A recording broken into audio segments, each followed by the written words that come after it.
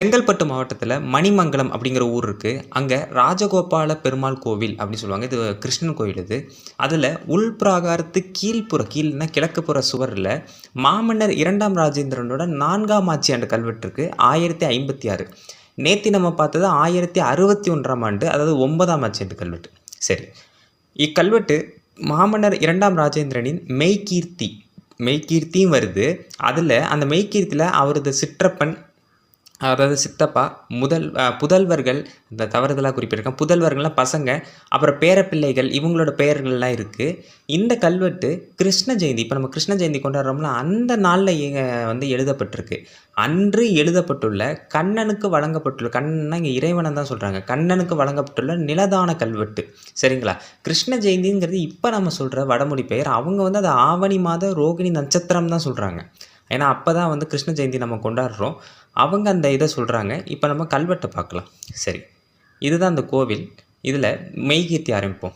ஸ்வஸ்தி ஸ்ரீ திருமாது புவியெனும் பெருமாதர் இவர் தன் மாதேவியர்களாக மீதொடி வெண்குடையுயர்த்து தின்களி பெயர்த்து தன் சிறிய தாதையாகிய எரிவலி கங்கை கொண்ட சோழனை பொங்கிதல் இருமுடி சோழன் என்றும் பொறுமுரட்டன் இரு தம்பியர் தம்முள் வென்றி கொள்மும் முடிசோழனை தெம்முனை யடுத்திரர் சோழ பாண்டியன் என்றும் கோடி மன்றோடு கடல் வீர சோழனை படிப்புகழ் கரிகால சோழன் என்றும் பொறுத்தொழில் வால்வெளி தடக்கை மதுராந்ததனை சோழ கங்கன் என்றும் தோல்வழி மேவிக்கல் பராந்தக தேவனை சோழவ யோத்திய ராஜன் என்றும் துயர தன்போடு கருது காதலருள் இத்தலம் புகழ் ராஜேந்திர சோழனை உத்தம சோழன் என்றும். இன்னும் இருக்கு. இதில் இந்த எரிவலி கங்கை கொண்ட சோழன் ஒரு வார்த்தை வருது பார்த்தீங்களா? இவர் யார் தெரியுமா? அதாவது ராஜேந்திர சோழனுடைய தம்பி.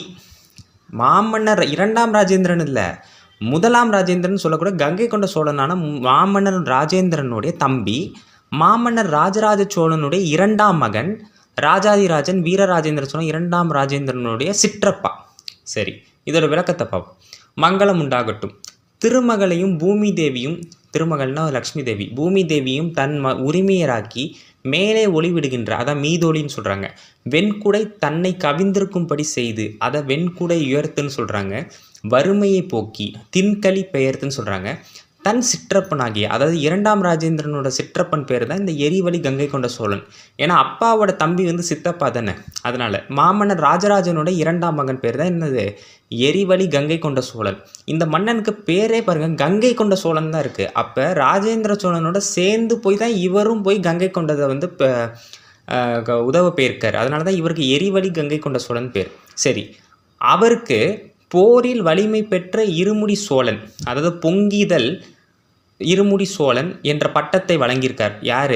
2ஆம் ராஜேந்திரன். இந்த மெய்க்கீர்த்திலேயே அவரோட சித்தப்பா, 4 தம்பிங்க, 5 பசங்க, அதுக்கப்புறம் வந்து 2 பேர பிள்ளைங்க எல்லாரையும் குறிப்பிட்டிருக்காங்க. சரி, அவருக்கு என்ன பட்டம் கொடுத்துருக்காருன்னா, யார் 2ஆம் ராஜேந்திரன் என்ன பட்டம் கொடுத்துருக்காருன்னா, பொங்கிதல் இருமுடி சோழன்கிற பட்டமும் பெரும் வீரத்தோடு, அதாவது பொறுமுரட்டன் சொல்லியிருக்காங்க, திகழ்ந்த, இப்போ தம்பிகளை குறிக்குது, தம்பியர்களுள் பல நாடுகளை வென்ற முடிசோழன், ஒரு தம்பி பேர் முடிசோழன். யாருக்கு? 2ஆம் ராஜேந்திரனோட தம்பி பேர் முடிசோழன். அவருக்கு தெம்முனை அடுத்திரர் சோழ பாண்டியர், அதாவது தெற்கில் உள்ள எல்லைகளை வென்ற வல்லமை உடைய சோழ பாண்டியர் என்ற பட்டத்தை வழங்கியும். இன்னொரு விஷயமும் தெரிஞ்சுக்கோங்க, இதில் வந்து ராஜாதிராஜனை குறிப்பிட்டிருக்க மாட்டாங்க. ஏன்னா ராஜாதிராஜன் ராஜேந்திரனோட அண்ணன். சரி, அடுத்த தம்பியான உறையூருக்கு அரசனாக இருந்த கட்டப்பட்ட கலலை உடைய வீர சோழனுக்கு, வீர சோழன்னா இங்கே யாரை குறிப்பிடுறாங்கன்னா வீரராஜேந்திர சோழனை குறிப்பிடுறாங்க. பின்னால் வந்த மன்னர் இவர் எப்படி குறிப்பிடுறாங்க கல்வெட்டுனா, கோழி மன்றோடு கடல் வீர சோழனை அப்படின்னு சொல்கிறாங்க. இவருக்கு என்ன பட்டம் கொடுத்துருக்காரு அப்படின்னா, படிப்புகழ் கரிகால சோழன் அப்படிங்கிற பட்டம் கொடுத்துருக்காரு. படிப்புகள்னா பூமியே புகழும் படின்னு அர்த்தம்.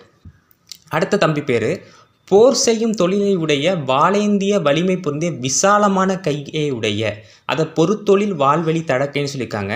அந்த தம்பி பேர் மதுராந்தகன் பேர் சொல்கிறாங்க. அவருக்கு சோழகங்கன் அப்படிங்கிற ஒரு பட்டத்தை கொடுக்குறாரு. அடுத்த தம்பி பேர் தோல் வலிமை பொருந்திய ஆற்றல் உடைய, அதை தான் தோல்வழி மேவிக்கல்னு சொல்கிறாங்க, பராந்தக தேவன். சரிங்களா? பராந்தக தேவன்கிறது இன்னொரு தம்பி பேர். அவருக்கு சோழவ யோத்திய ராஜன் என்ற பட்டத்தை வழங்கியிருக்காரு. இப்போ அடுத்து பசங்க, 2ஆம் ராஜேந்திரனோட பசங்க பேரை பார்க்க போகிறோம். அடுத்து தம் தூய அன்போடு பெற்ற புதல்வர்களுள், அதுதான் துயரத்தன்போடு கருது காதலர். இங்கே காதலர்னு ஒரு வார்த்தை நம்ம பார்த்துருப்போம். அந்த காதலர் யாரை குறிக்குதுன்னா பசங்களை குறிக்குது. புதல்வர்கள்ங்கிறத தான் காதலர்னு குறிச்சிருக்காங்க. சரி, மூத்தவராகிய ராஜேந்திர சோழனுக்கு உத்தம சோழன் என்ற பட்டத்தை வழங்கியும்.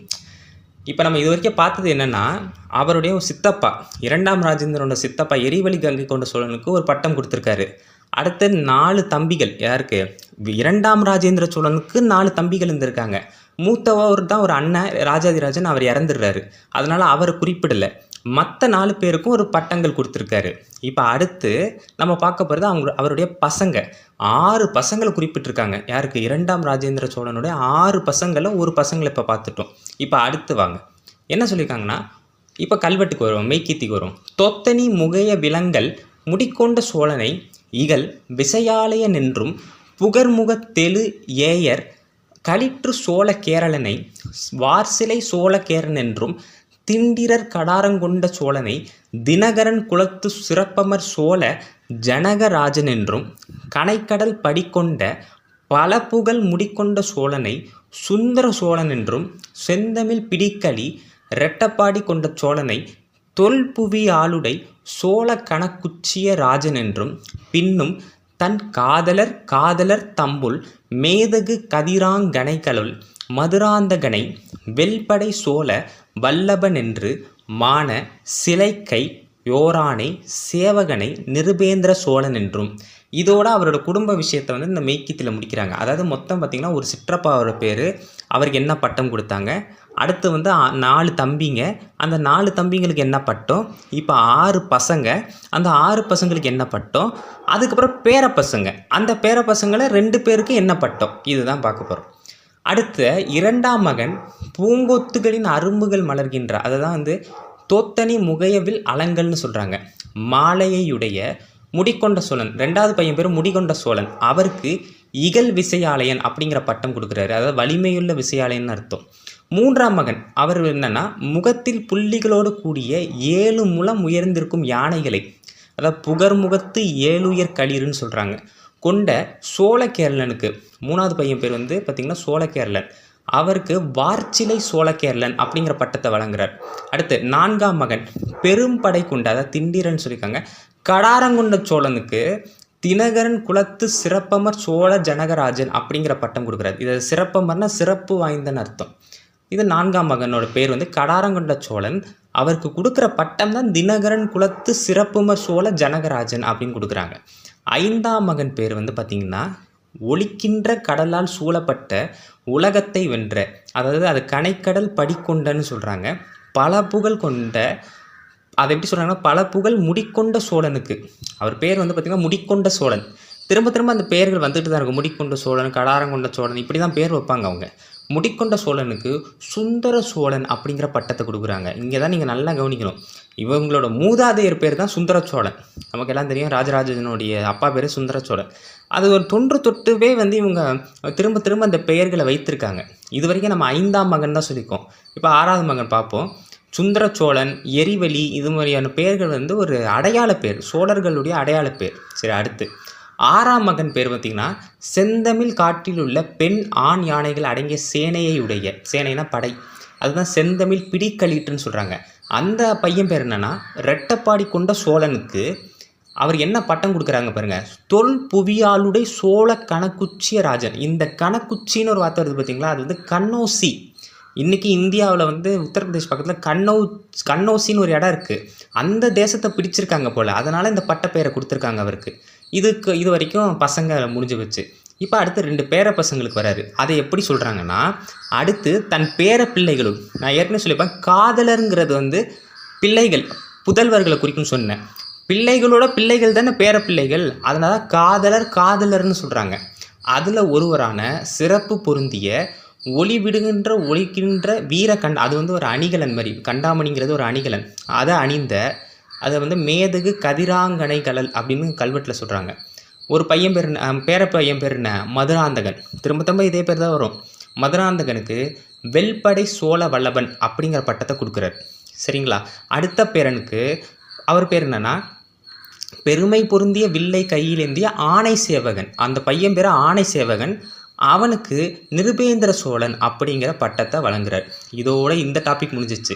இப்போ அடுத்து மெய்கீர்த்தின்னு முடியல, இன்னும் இருக்குது. பருமுனி சுடர் மணிமகுடம் சூட்டி படிமிசை நிகழும் நாளினுளில் கல்வெட்டெழுந்து சென்றோடிற லட்ட மண்டல மெய்தி நதிகளும் நாடும் பதிகளும் அநேகம் அளித்தனன், அப்படி தான் படிக்கணும், அநேகம் அளித்தனன் வளவனென்று மொழி பொருள் கேட்டு வேக வெஞ்சலுக்கி ஆகவ மல்லன் பரிபவ மேனக்கி தென் ரெறி விழித்தெழுந்து செப்பருந்திருத்த கோப்பத்த அகவையில் சென்றதிரேன் ருமர் துடங்கிய, அதான் அடங்கியதான் அப்படி சொல்கிறாங்க, துடங்கிய பொழுதவன் செஞ்சரம் மாறி தன் குஞ்சர முகத்திலும் தன்றிரும் துடையிலும் குன்றருள் புயத்திலும் தைக்கவும் தன்னுடன் களியேறிய தொடுக்கலர் வீரர்கள் மடியவும் வகையாதொரு தனியினேகம் பொறுப்படை வழங்கியும் சொல்லிட்டு, மொயம்பர் சலுக்கி தம்பி ஜெயசிங்கனும் போர்ப்புல கேசியுந்தார் தசபன்மனுமான மன்னவரில் மண்டலிக சோகனுமான வன்புகழாலும் மாரையனும் தேனிவர் மட்ட விலலங்கள் மொட்டையனும் திண்டிரல் நன்னி நுளம்பனு மெனு மிவர் முதலியர் எண்ணிலியரை சரை விண்ணகத்தேற்றி வன்னியரவனும் அப்படின்னு சொல்கிறாங்க. இது பார்த்திங்கன்னா இப்போ நம்ம இது வரைக்கும் முதல்ல பார்த்தது எல்லாமே அவருடைய குடும்பத்தை பற்றி பார்த்தோம். இப்போ இவர் சாளுக்கிய தேசம், அதாவது கொப்பத்தை ஆகவமல்லனை ஜெயிக்கிறாருல, அதை பற்றி இந்த மெய்கீத்தில் தெள்ள தெளிவாக கொடுத்துருக்காங்க. வாங்க பொருளை பார்ப்போம். பெரிய அளவுடைய ஒளி பொருந்திய மணிமகுடம் சூடி, அதாவது இது மாமன்னர் 2ஆம் ராஜேந்திரனை குறிக்குது. அவர் மணிமகுடம் சூடுறாராம். சூடி உலகில் வாழும் காலத்தில், அதை படிமிசை நிகழு நாளின்னு சொல்கிறாங்க, கல்லில் வெட்டித்து, கல்லுன்னா அது கல்லால் வெட்டித்து மாமன்னர் படையெடுத்து சென்ற ரெட்டப்பாடி, அதுதான் மகாராஷ்டிரம் கர்நாடக பகுதிகள், இப்போ இருக்க சாளுக்கிய பகுதிகள், அப்போ பகுதியில் உள்ள அதில் இருந்த எல்லா நதிகள், நாடுகள், நகரங்கள், அதுதான் பதிகள்னு கொடுத்துருப்பாங்க, நகரங்கள் அநேகமாக இவை அனைத்தும் அழித்து விட்டார். எல்லாத்தையும் சர்வசாமமாக அழிச்சிட்டாராம் இவர் 2ஆம் ராஜேந்திரன். அந்த செய்தியை கேட்டு அதான் மொழி பொருள்னு கொடுத்துருக்காங்க. கோபம் கொண்ட சாளுக்கியன் ஆகிய, அதான் வேக வெஞ்சலுக்கின்னு சொல்கிறாங்க. அது யார்? அந்த சாளுக்கியன் யார்? ஆகவ மல்லன், கொப்பத்து ஆகவ மல்லன். இவன் தான் ராஜாதிராஜனை கொன்னான். அந்த ஆகவ மல்லன் என்ன நினைக்கிறான், இது எனக்கு அவமானம் அப்படின்னு சொல்லி என்று கூறி கண்களில் தீப்பொறி பறக்கும்படி பார்த்து எழுந்து, இதெல்லாம் ஒரு இதாக சொல்கிறாங்க, ஓமையாக சொல்கிறாங்க. சரி, அடுத்து செம்மை பகுதியான கொப்பத்திற்கு, அதாவது செம்மை பகுதினா அந்த இடம் ரத்த கலவையாக தானே இருக்குது, போர் நடந்திருக்குல்ல, கொப்பத்திற்கு மறுபடியும் செல்கிறான். யார்? இந்த கொப்பத்து ஆகவம் மல்லன் போய் எதிர்த்து யுத்தம் தொடங்கிய காலையில் மறுபடியும் கால நேரத்தில் மறுபடியும் என்ன பண்ணுறான், யுத்தத்தை தொடங்குறான். இந்த கொப்பத்து ஆகவ மல்லன் 2ஆம் ராஜேந்திரனோட, அதுதான் சென்று எதிரென்று தொடங்கிய பொழுதுன்னு சொல்கிறாங்க. அப்போ ஆகவ மல்லன் தொடுத்த அம்பு மலைகள், அதுதான் அவன் செஞ்சர மாறின்னு சொல்கிற, மாறினா மலை மாதிரி போயிட்டுருக்க அம்பு மலைகள் தன் பட்டத்து யானையின் முகத்தை, அதாவது ஆகவ மல்லன் விட்ட அம்புகள் எல்லாம் 2ஆம் ராஜேந்திரனுடைய யானையோட முகத்திலையும், 2ஆம் ராஜேந்திரன் உட்காந்துருக்காருல யானை, அதனுடைய முகத்திலும், அதை தன் குஞ்சர முகத்திலும் சொல்கிறாங்க. அப்புறம் 2ஆம் ராஜேந்திரனோட தொடையிலையும் குன்றை ஒத்த புஜங்களிலும் அவரோட கையிலையும் பற்று தான். அதுக்கப்புறம் சோழர்களுடைய யானைப்படை வீரர்களும் இறக்க, இப்போ சாளுக்கியர்களை நோக்கி இவர் ஆயுதங்களை தொடுக்கிறார். யார்? 2ஆம் ராஜேந்திரன். அப்போ ராஜேந்திர சோழனுடைய படை திருப்பி அடிக்கும் பொழுது இவருக்கு ஆதரவாக, ஆகவ மல்லனுக்கு ஆதரவாக இருந்த, அதாவது வலிமை பொருந்திய ஆகவ மல்லனின் தம்பி ஜெயசிங்கனும், அதாவது திருப்பி தாக்குறாங்க சோழர்கள். அப்படி தாக்கும்போது ஆகவ மல்லனோட தம்பி ஜெயசிங்கன், அப்புறம் துணையாக வந்தவங்க பேர்லாம் கொடுத்துருக்காங்க, புலிகேசி, தசபன்பன், அப்புறம் அசோகையன், அப்புறம் ஆடையன், அப்புறம் மொட்டையன், அதுக்கப்புறம் நனி நுளம்பன், இவங்க எல்லாரையும் கொண்டுட்டு விண்ணுலகம் அனுப்பி வச்சிருது. யார்? சோழ படைகள். அது வரைக்கும் தைரியமாக சண்டை போடுறான். யார்? ஆகவ மல்லன். நம்ம பின்னாடி எல்லோரும் இருக்காப்பான்னு. இப்போ நான் சொன்ன பேர்லாம் இருக்கு பார்த்தீங்க, அவன் தம்பி, அப்புறம் கூட எல்லார் பேரையும் சொன்ன பார்த்தீங்களா, இவங்க எல்லாரையும் சோழர்கள் என்ன பண்ணிடுறாங்க, கொண்டு மேலோகம் அனுப்பி விட்டுறாங்க. சரி, அடுத்து இப்போ என்ன சொல்கிறாங்கன்னா, இப்போ அடுத்து நம்ம மெய்கீர்த்திக்கு வரும். படைத்தனும் கொன்னவில் படைக்குண்ட மயனும் என்றின வெஞ்சின வரைசரோடஞ்செய்ய சலுக்கின்னா இங்கே சாளுக்கியரை குறிக்குது. குலைந்து தலைமயிர், இது குலங்குறதுலாம் இரட்டை கிளவி, தலைமயிர் விரித்து வெணுற நெளித்து பின்னுற நோக்கி கால் பரிந்தோடி மேல் கடற்பாய துரத்திய பொழுது செருக்களத்தவன் வீடு சத்ரு பயங்கரன் கரபத்திர மூலபத்திர சாதி பகட்டரை சனேகமும் மெட்டு நடைப்பரிங்களும் மொட்டக நிறைகளும் வராகவேல் கொடின்னா பன்றி கொடின்னு அர்த்தம். முதல் ராஜபரிச்சந்தமும் ஒப்பில் சத்தியவை சாங்கப்பை என்றிவர் முதல் தேவியர் குழாமும் பாவை அரிட்டமும் மெனையென பிறவு முனைவியர் கொண்டு விஜயாபிஷேகம் செய்து அப்படின்னு சொல்கிறாங்க. இன்னும் இருக்குது. சரி, இதனுடைய இது பார்ப்போம். அடுத்து இதோட முடிஞ்சிருது. தென்றிசை வயிற்போர் படை நடாத்தி கார்கடல் இலங்கையில் வீரர் படை கலிங்கர்மன் வீரசலா மேகனை கடற்களிற்றோடு மக பட கதிர்முடி கடிவி திலங்கையர் கிரைவன் மானாபரண காதல் இருவரை களத்திடை பிடித்து மாபெரும் புகழ்மிக்க வளர்த்த கோப்பரகேசரி பன்மரான உடையார் ஸ்ரீ ராஜேந்திர தேவருக்கு யாண்டு. இதோட மெய்க்கீர்த்தி முடிஞ்சிருதுங்க. அப்போ இது என்ன இந்த மெய்க்கீர்த்தி குறிக்குதுன்னா, அவரோட குடும்பம் அவங்களுக்கு என்னென்ன பட்டம் கொடுக்கப்படுது, இரண்டாம் ராஜேந்திரன் என்ன பட்டம் கொடுக்குறார், சாளுக்கிய தேசத்தை எதிர்த்து இவர் எப்படி போர் செய்கிறார், கடைசியாக இலங்கைக்கு போய் இவர் என்ன போர் செய்கிறார், இதோட இந்த மெய்க்கீர்த்தி முடியுது. சரி, இப்போ நம்ம அது அர்த்தத்தை பார்ப்போம். இப்போ எல்லாரும் செத்து போயிடுறாங்களா. இப்போ சாளுக்கிய படைத்தலைவர், அதுதான் வன்னியர்னு கொடுத்துருக்காங்க. படைத்தலைவருக்கு வன்னியர்னு கொடுத்துருக்காங்க. சாளுக்கியரில் படைத்தலைவர் மொத்தம் 3 பேர் இருக்காங்க. யார் யார்? ஏவன், துத்தன், அப்புறம் பெருமையாக புகழப்படுகிற படையுடைய குண்டமையன் அப்படிங்கிற 3 சேனாதிபதியோட ஆகவ மல்லன் தப்பிச்சு ஓடிப்படுறான், பயந்து ஓடிப்படுறான். அதான் வெஞ்சினம் கொண்ட சோழப்படையை கண்டு, அதான் வெஞ்சின அரை சோடஞ்சி சாளுக்கிய குலம் குலைவதை கண்டு, ஏன்னா தோற்று போயிட்டான். தோற்று போய் சாளுக்கிய குலமே சர்வநாசமாகுது. அதான் சலுக்கி குலைந்து முடியை விரித்து மயிர் விரித்துங்கிறது முடியை விரித்து தலைமுடியெல்லாம் விரிச்சிட்டு ஓடிப்படுறானா. யார்? ஆகவ மல்லன். அதான் முதுகு காட்டி பின்வாங்கி காலால் வேகமாக ஓடி போய்விட்டான். அதுதான் வெணூர, முதுகு காட்டினா வெணூர, வேகமாக ஓடியதான் கால் பறந்தோடின்னு சொல்கிறாங்க. மேலும் சோழப்படைகள் துரத்திய போது ஆகவ மல்லனின் யானைகளை கைப்பற்றுறாங்க. அது பேர்லாம் பாருங்கள்: சத்ரு பயங்கரன், கரபத்திரன், அப்புறம் மூலபத்திர சாதி யானை அப்படின்னு ஒரு யானை இருக்கான். இதோட உயரத்தை எவ்வளோ சொல்கிறாங்க பாருங்க. 7 முழமா உயர அளவு 7 முழமா, நீளம் 8 முழமா, வயிற்றோட சுற்றளவு 10 முழமா. அப்படின்னா யானைகள் அந்த காலத்தில் எவ்வளோ பெருசாக இருந்திருக்கு பாருங்க.